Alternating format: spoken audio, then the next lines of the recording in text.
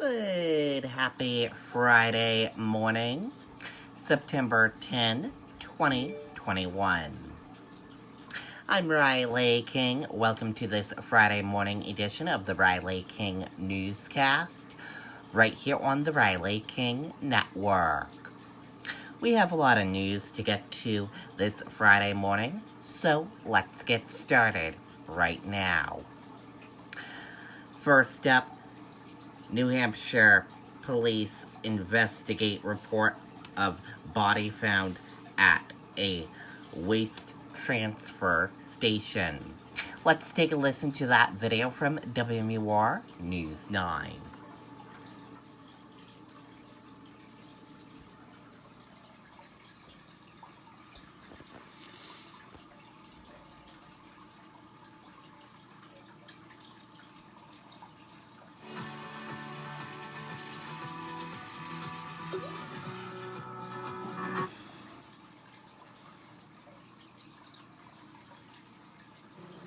Yeah, Monica, still more questions than answers here in Belmont tonight as Belmont police and New Hampshire State Police are remaining tight-lipped about what exactly is going on here. Now, what I can tell you is that troopers from both State Police and Belmont Police remain on scene here at Casella Waste Systems Belmont Recycling Plant.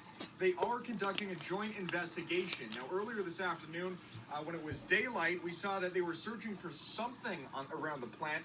The Attorney General's office confirmed to Wmur that officers were investigating reports of a dead body that was found somewhere on the property. That call came in shortly after 1 o'clock this afternoon. Now, again, at this point, neither department will specify what or if they found anything. We do know that the AG's office has not been called to the scene yet, so we'll continue to press state and local authorities. We'll bring you the latest online and tomorrow morning on Daybreak. But for now, live in Belmont, Scott Cook, Wmur News. Okay, and there you go on that video and that report. New vaccine mandates could affect as many as 100 million Americans.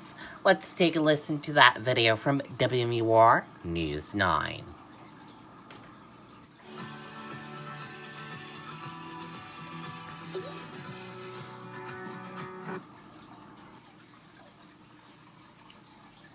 This is a pandemic of the unvaccinated.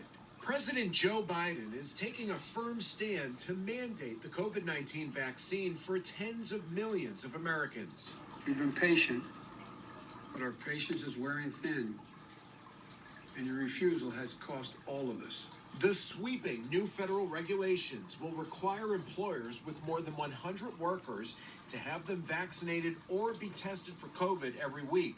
For federal employees, including contractors who do business with the federal government, there's no test to opt out. They must be vaccinated. Many of us are frustrated with the nearly 80 million Americans who are still not vaccinated. The state's third largest private employer, Fidelity, has roughly 5,800 employees in New Hampshire and is growing. A spokesman says the company strongly supports vaccination, and regarding the president's mandate says, quote, "We are evaluating what this could mean for our firm and our employees. We continue to encourage our associates to be vaccinated, but up to this point, do not require it." Other companies and schools have already required the shot. Last month, St. Anselm College announced all staff members must be vaccinated by October 1st. The college is also mandating it for students, saying tonight that 94% of them are vaccinated. Meantime, President Biden expects the current surge of COVID could last for a while. My message to unvaccinated Americans is this: what more is there to wait for? What more do you need to see? We've made vaccinations free, safe, and convenient. Regarding cities and towns, the New Hampshire Attorney General's office tells Wmur if any city or town is considering a vaccine mandate for their own employees, local officials would need to consult their own legal counsel.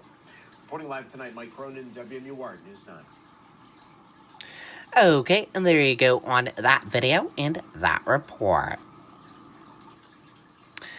5 more die of COVID in New Hampshire. 25% 80% of the new cases are children under 18. Let's take a listen to that video from Wmur News 9.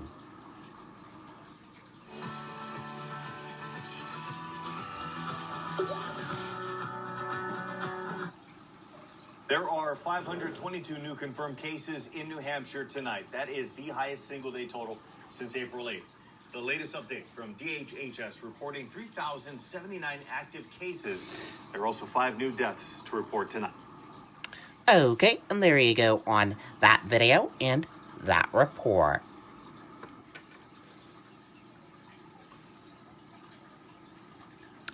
New Hampshire hospitals struggle with staffing issues as COVID-19 cases increase.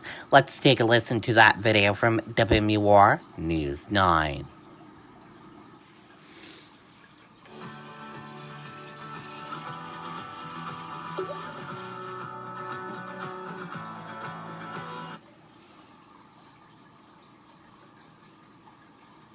According to DHHS, there are currently 140 COVID hospitalizations, one of the highest numbers since early February.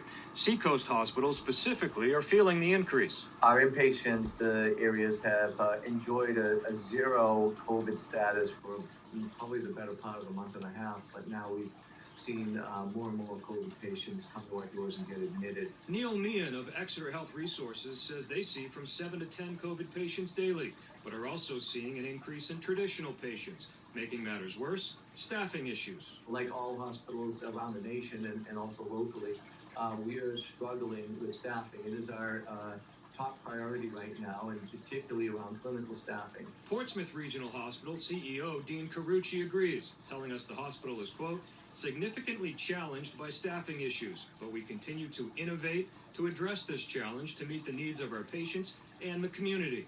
Dartmouth Hitchcock Medical Center announced today that they will raise their minimum wage for the second time in 9 months, from $14 to $17 an hour, saying fundamental to achieving our mission is recognizing and supporting our employees, and we are proud to take steps to ensure our pay and benefit programs are highly competitive in the healthcare industry. Now, the hospital officials we spoke with today say the majority of their COVID patients are trending younger, mostly unvaccinated, and they expect more to come with kids back in schools and people moving indoors. Their message, continue mitigation practices and get vaccinated. Reporting live, Jason King, WMUR News. Okay, and there you go on that video and that report.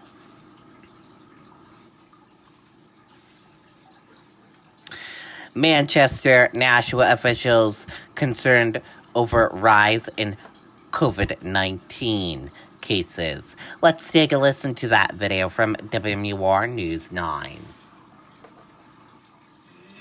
I think what sets us apart is the fact that our technicians live and breathe only chimneys. It's not a part of our company, it is our company. We do everything from sweeping the chimney, maintaining the chimney.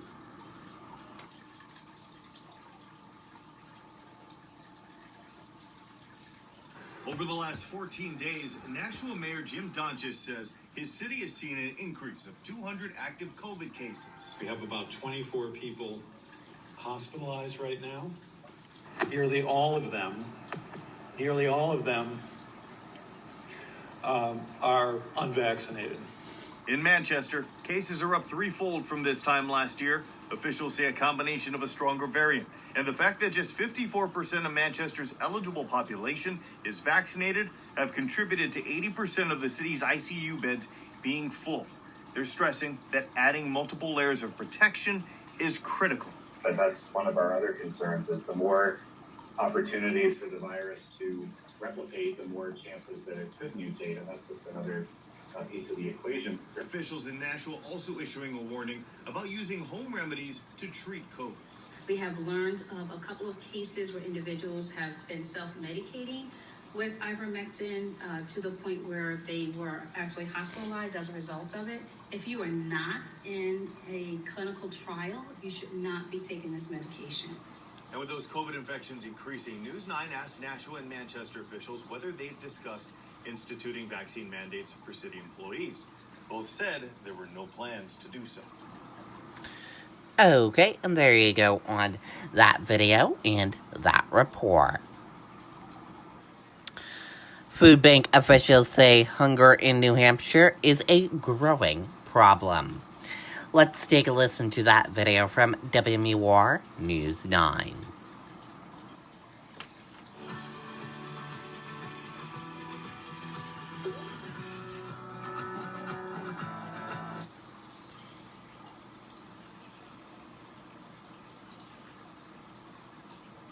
But one thing that's actually helping, according to the New Hampshire Food Bank, is the fact that children are back in school. We're basically mirroring what the study was talking about.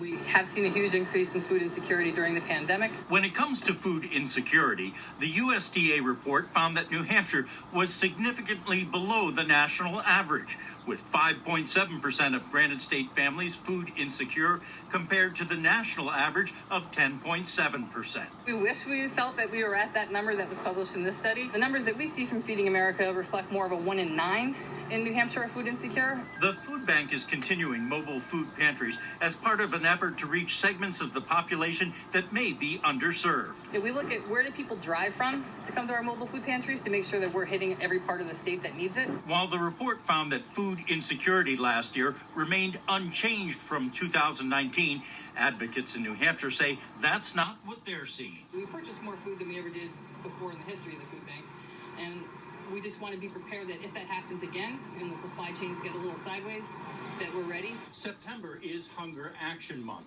and the food bank says they'd like to remind people of that, especially as now they're entering what is typically their busiest quarter of the year. In Manchester, Ray Brewer, WMUR News 9. Okay, and there you go on that video and that report. And that does it for this morning edition of the Riley King Newscast right here on the Riley King Network. I hope you all have a great rest of your day, and I'll see you back here later on today for another newscast. Thank you for watching this morning edition of the Riley King Newscast. Goodbye, everyone.